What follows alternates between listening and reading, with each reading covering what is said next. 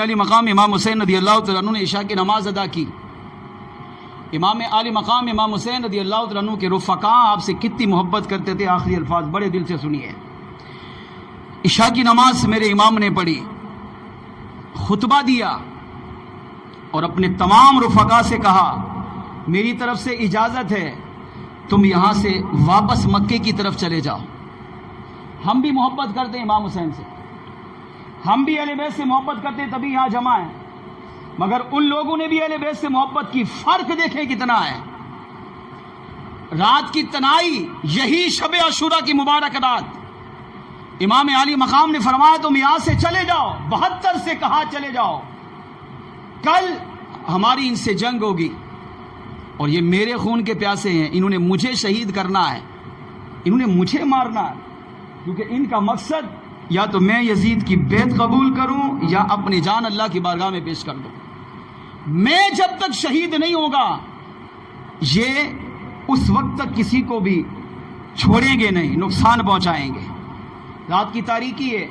سامنے 22,000 کا لشکر ہے، رات کا سناٹا ہے، تم پیچھے سے چلے جاؤ، ابھی سفر کرو گے تو صبح تک بہت دور نکل چکے ہوں گے اور آہستہ آہستہ مکے مدینے پہنچ جانا۔ مگر امام علی مقام امام حسین رضی اللہ تعالیٰ عنہ کے جو عاشق تھے، جو آپ کے صحابہ آپ کے ساتھ تھے، خدا کی قسم انہوں نے کمال کا بیان کیا، جن میں سے 2 صحابہ کی روایت سنیے۔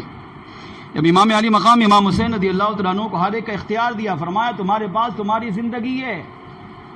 تم واپس چلے جاؤ، اپنے بیوی بچوں کے ساتھ رہو، اپنی زندگی کے بقیہ ایام گزارو۔ تو ایک صحابی کھڑے ہوئے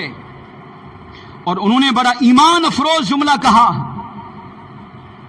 اے میرے امام، آپ کہتے ہیں ہم یہاں سے آپ کو چھوڑ کر واپس چلے جائیں، واپس جا کر ہم کیا کریں گے؟ چلو کچھ دن زندہ رہیں گے، موت تو پھر بھی آنی ہے، موت تو برحق ہے، ہمیں مرنا تو ہے ہی، مگر ہم ایسی زندگی نہیں چاہتے جس میں آپ کی ذات مبارکہ موجود نہ ہو۔ ہم یہاں سے لوٹ بھی گئے تو چند سالوں کے بعد، چند مہینوں کے بعد، چند دنوں کے بعد موت پھر بھی آئے گی، مگر یہ چند مہینے، چند دن، چند سال آپ کے بغیر ہم اپنے بیوی بچوں کے ساتھ گزاریں، ہمیں ایسی زندگی نہیں چاہیے، ہمیں وہ زندگی اپنے رب سے چاہیے جس زندگی میں آپ کی ذات مبارکہ موجود ہو۔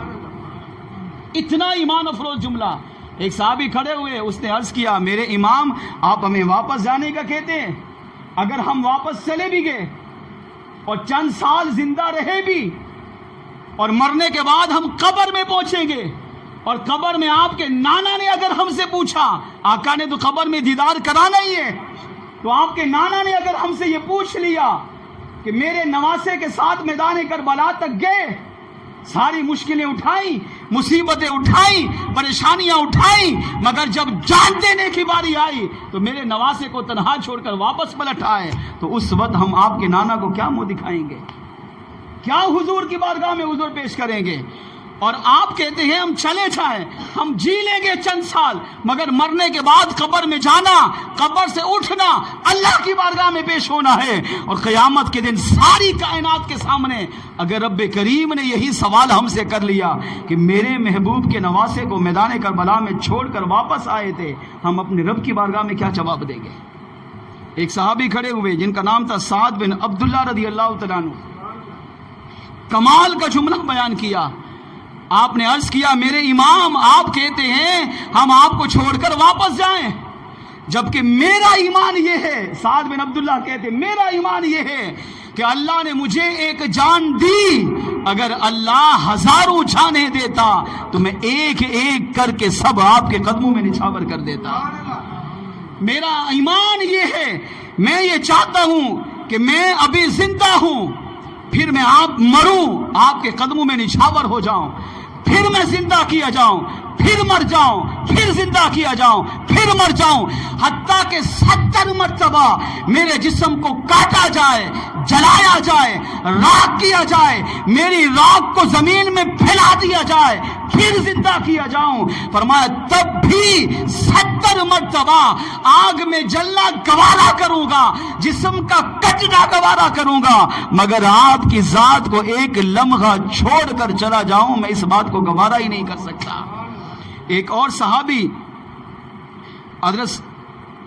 ایک اور صحابی کھڑے ہوئے سیدنا زبیر بن قیس رضی اللہ تعالیٰ عنہ، آپ کھڑے ہوئے، آپ نے فرمایا میرے امام آپ ہمیں جانے کی بات کر رہے ہیں، آپ ہمیں جانے کا حکم دے رہے ہیں، جبکہ میں یہ ایمان لے کر آیا ہوں، یہ عقیدہ لے کر آیا ہوں، میں تو خوش نصیب ہوں کہ کل سب سے پہلے اپنی جان میں آپ کے قدموں میں نشاور کروں گا۔ میرا ایمان یہ ہے کہ اللہ مجھے 1000 مرتبہ، یہ اس سے بھی بڑھ گئے، سعد بن عبداللہ نے کہا 70 مرتبہ کٹوں، مگر زہیر بن قیس رضی اللہ تعالیٰ عنہ نے عرض کیا میں 1000 مرتبہ جیوں پھر مروں، پھر جیوں پھر مروں، پھر جیوں پھر مروں، کٹتا رہوں، جلتا رہوں، میری راکھ کو زمین میں بکھیرا جائے، فرمایا 1000 مرتبہ میرے جسم کا کٹنا مجھے منظور ہے، مگر ایک لمحے کے لیے آپ کی ذات کو چھوڑ کر چلا جاؤں یہ مجھے کبھی بھی گوارا نہیں۔